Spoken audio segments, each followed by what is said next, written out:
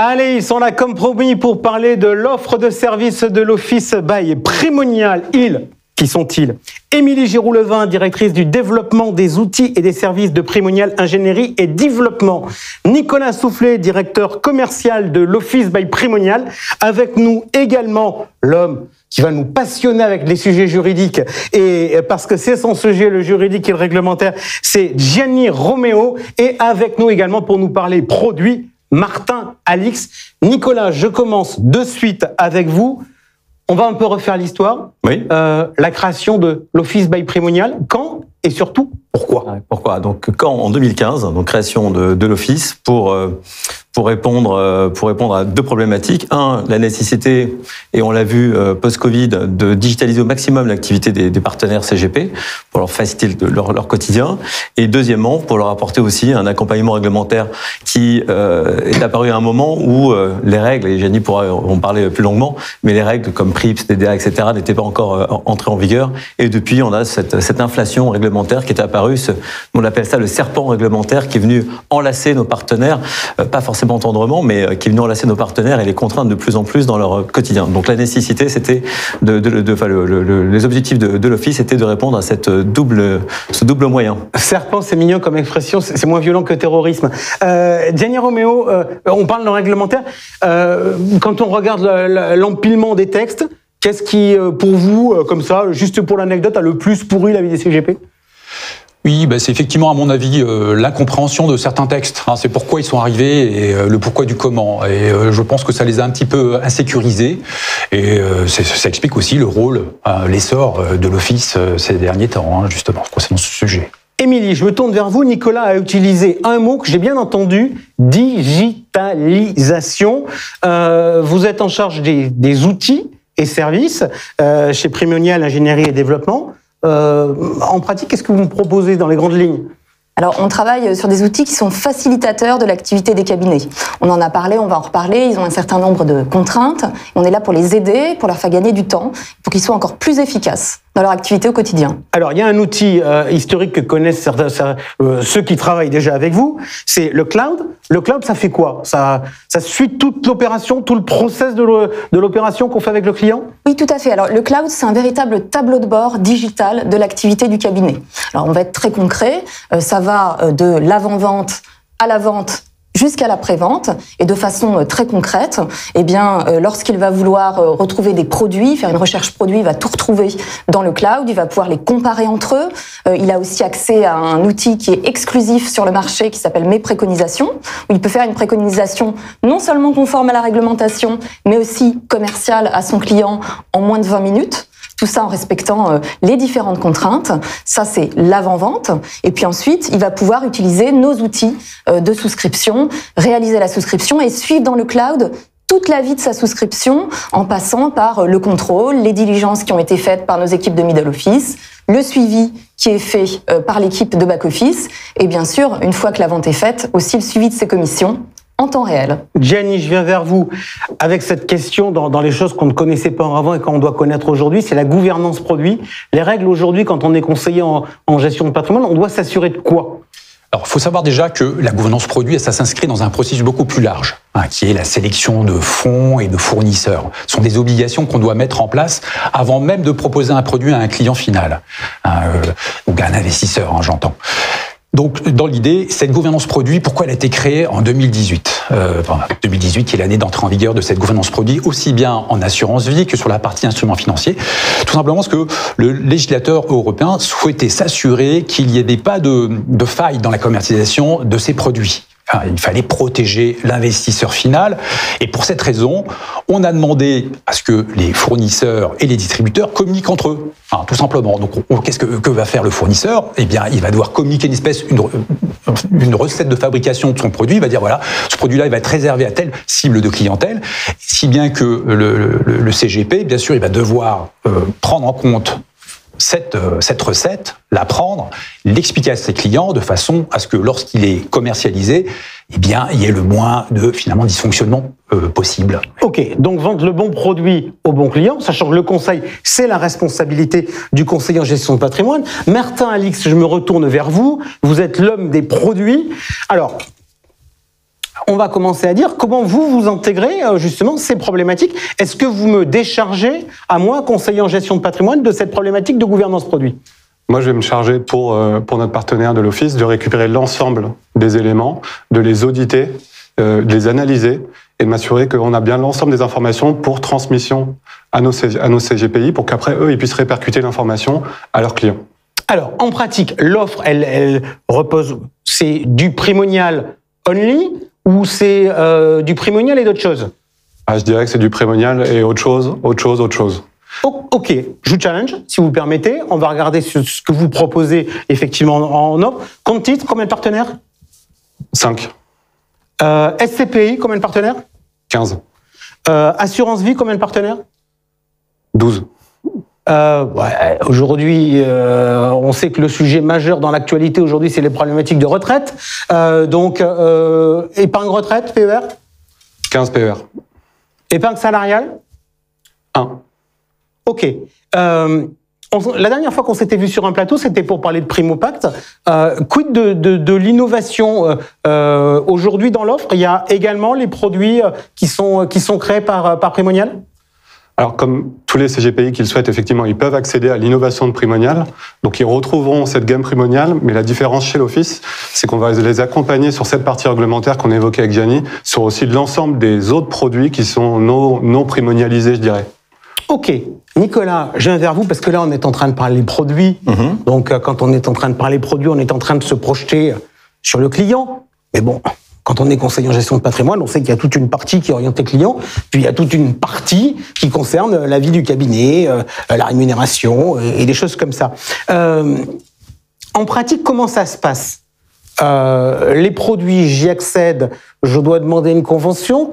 Comment ça se passe ? Est-ce que si je commence à signer avec l'Office by Primonial, j'ai directement accès à tout le catalogue, ou est-ce qu'il va falloir que je renégocie, comme je fais avec mes partenaires assureurs, une convention avec l'un, une convention avec l'autre, etc. À l'Office, qui est une société de service avant toute chose, et le premier service que l'on apporte à nos partenaires, c'est une convention cadre qui nous permet d'agréger toutes ces conventions sous la convention qu'on appelle chapeau chez nous, qui est régulée complètement par l'équipe de Gianni, qui va contrôler toutes les conventions des partenaires et le faire année après année. Et je pense que bon nombre de CGP ne font pas forcément ce travail en amont et annuellement de vérification des conventions. Donc avec cette convention unique de l'Office, eh bien on accède à toute cette offre de produits, celle actuelle et celle à venir, puisqu'effectivement, on intègre assez régulièrement de nouveaux produits.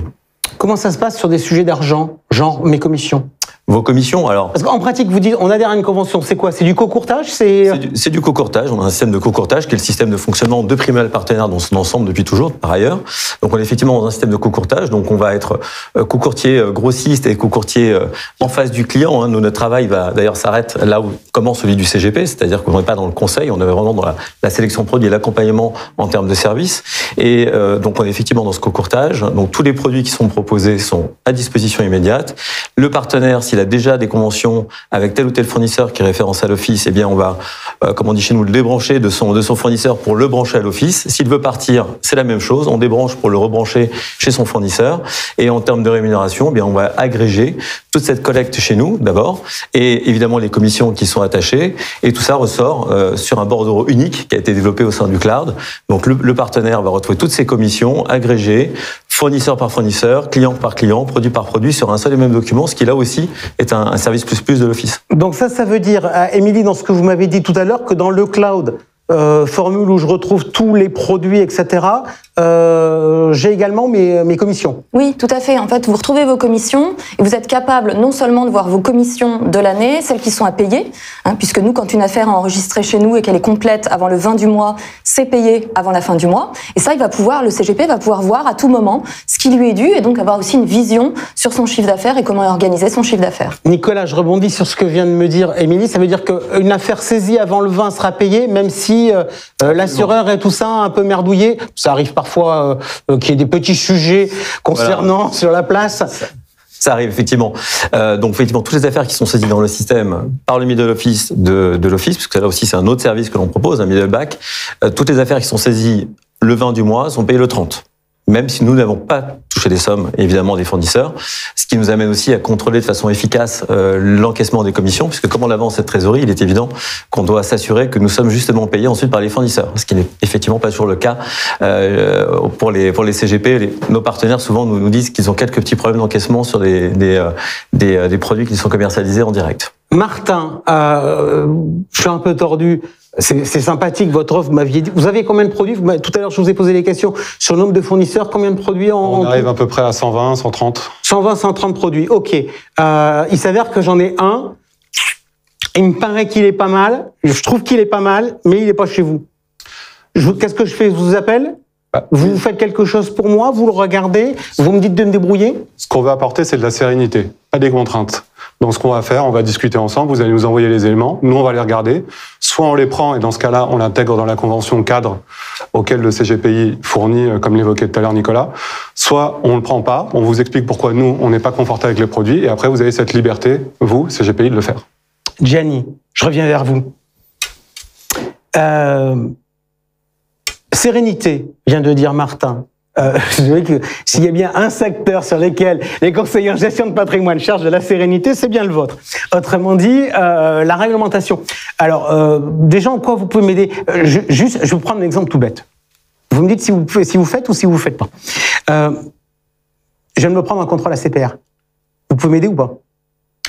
Je peux effectivement vous aider. Alors, oui, je peux vous aider, c'est le terme.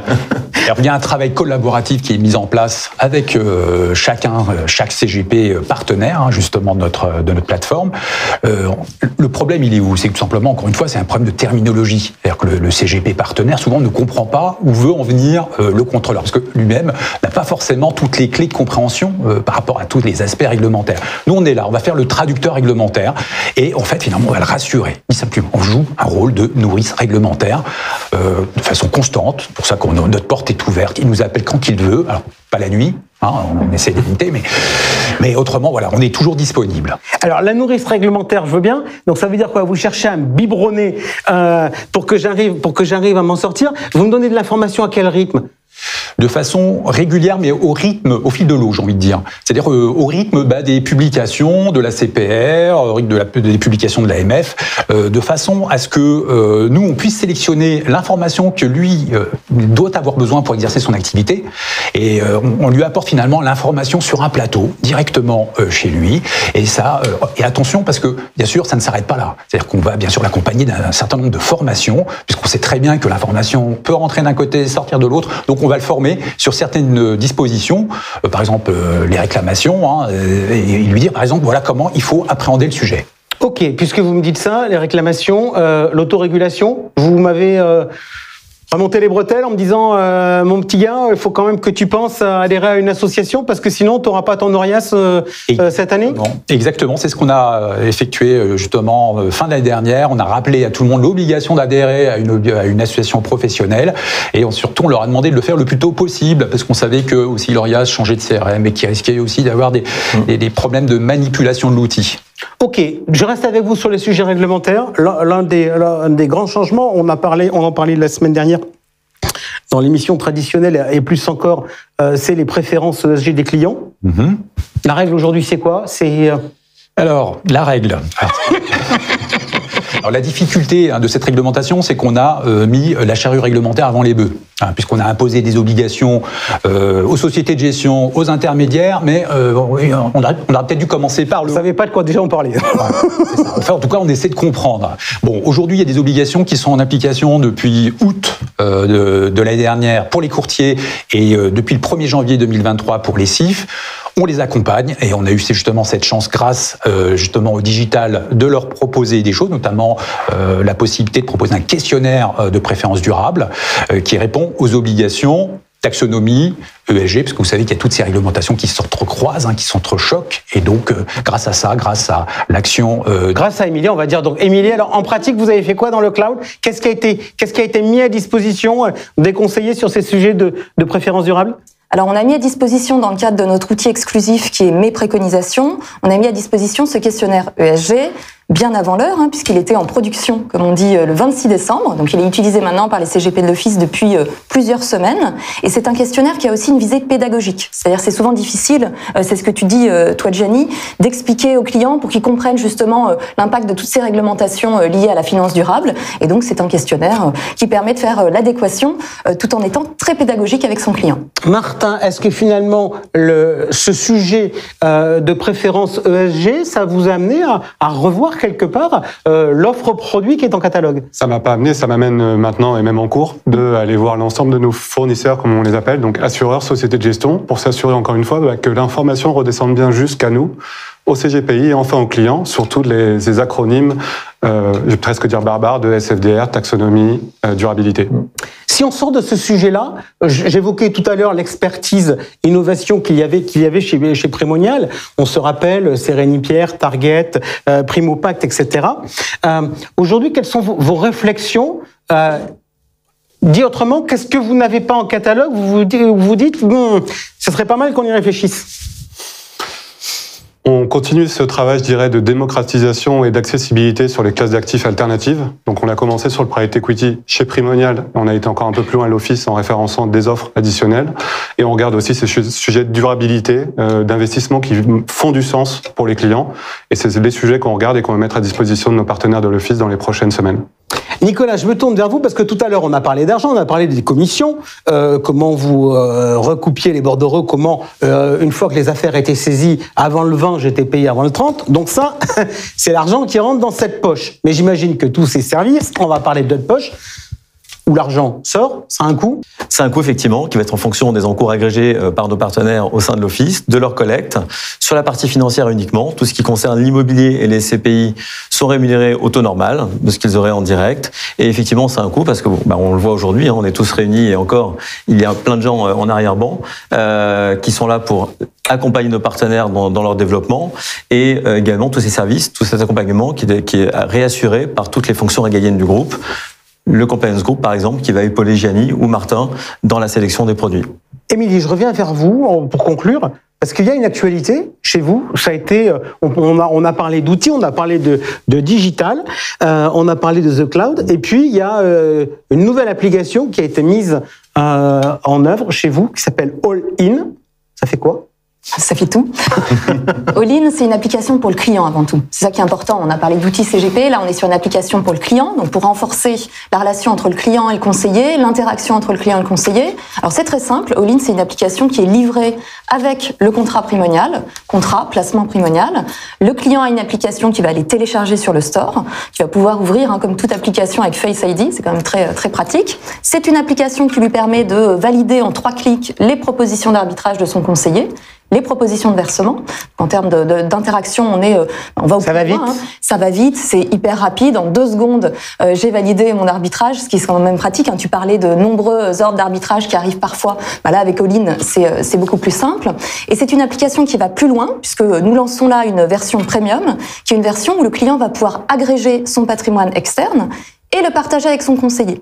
Et donc, de cette manière-là, à tout moment, le conseiller va être au fait de ce qu'a le client exactement et il va pouvoir connaître parfaitement son client et lui apporter un conseil encore plus adapté et globalisé. Juste par rapport à ça, ça devient un outil de conquête, parce que on sait tous que dans la vie, on a ses clients qu'on entretient, qu'on traite bien, etc. Mais on a aussi l'envie d'en chercher de nouveaux. À partir du moment où on a All-in et où on incite le client à nous dire ce qu'il a ailleurs, ce qu'il est officiellement censé nous faire lorsque l'on rentre en relation avec lui, mais ça permet éventuellement d'aller chercher d'autres flux. Ça permet d'aller chercher d'autres flux parce que comme tout ce qui va remonter dans l'application va être analysé de manière très précise, on va savoir exactement comment le client est investi sur la partie géographique, sectorielle, quel est le niveau de risque de ses placements, même de ses placements externes. Et donc, vous, comme vous êtes le conseiller de votre client, à tout moment, vous allez pouvoir lui dire, par rapport à votre profil de risque, par rapport à vos préférences que vous avez manifestées, ça n'est pas en ordre, ça ne convient pas. Et donc, je vais pouvoir vous proposer de vous accompagner, de mieux vous accompagner parce que je vous connais mieux. Nicolas Soufflet, un mot de conclusion. Qu'est-ce qui vous différencie des autres acteurs qu'on qualifie souvent sous le terme de groupement Donc clairement, on n'est pas un groupement, on est vraiment une société de service. Ça, c'est vraiment la chose qu'il faut retenir. On est une société de service. Il y a effectivement des groupements et on peut apparaître comme un groupement. Mais les groupements, c'est quoi? C'est des gens qui vont se réunir sous différentes formes et tant mieux qu'il y ait ce mouvement qui soit en place depuis quelques années d'ailleurs. Donc c'est soit sous forme d'association, de GIE, soit de fusion de cabinets. On le voit de façon significative en ce moment. Donc nous, on n'est pas du tout dans cette logique-là. On est vraiment là pour apporter tous les services que l'on propose en priorité à nos partenaires de l'Office, de façon à leur redonner du temps commercial. Ça, on l'a évoqué il y a quelques instants, c'est le maître mot par rapport à toute cette inflation réglementaire et administrative qui s'est développée depuis une dizaine d'années maintenant. Donc on est vraiment là pour leur apporter une architecture ouverte, un middle office et un back office qui leur est intégralement dédié, un service commission qui est justement rémunérateur et efficace. On a également évidemment le côté réglementaire qui est extrêmement plébiscité par nos partenaires. Et j'aimerais rajouter un mot, puisque tout à l'heure on parlait des produits, de la sélection de produits. On a une équipe de 5 ingénieurs produits et patrimoniaux chez nous qui sont là aussi en interface avec nos partenaires de l'Office pour les guider dans tout cet univers de produits et dans tout le quotidien qu'ils peuvent rencontrer avec nous et avec les fournisseurs qui sont partenaires aussi de l'Office au global. Dernière petite question, aujourd'hui il y a combien de CGP avec lesquels vous bossez? Aujourd'hui, on a environ 120 partenaires qui sont à l'Office. L'objectif, c'est quoi? L'objectif, c'est de monter à 200 cabinets d'ici 4 ans maintenant. Donc notre ambition, elle est de progresser d'à peu près 2 cabinets par mois en moyenne, c'est notre objectif. On veut se donner le temps d'intégrer des cabinets en croissance, ça aussi c'est un point important. On est là pour aider des gens qui sont en croissance et qui veulent s'appuyer sur toutes nos expertises, tous nos savoir-faire. Grosso modo, c'est quand même dégager du temps commercial. Exactement. Okay. Donc on est vraiment sur la recherche de deux partenaires en moyenne par mois et de les intégrer efficacement. Donc on cherche pas à intégrer 30, 40 cabinets tous les mois. On veut que les gens soient là pour leur développement et qu'on les intègre efficacement pour apporter le meilleur service, une fois de plus, à ses partenaires. Ok, merci beaucoup à tous les 4 d'avoir été avec nous pour faire ce tour de piste de l'offre de service d'Office by Primonial. Et on continue tout de suite en regardant d'autres expertises maison. Et on commence tout de suite avec l'ingénierie patrimoniale.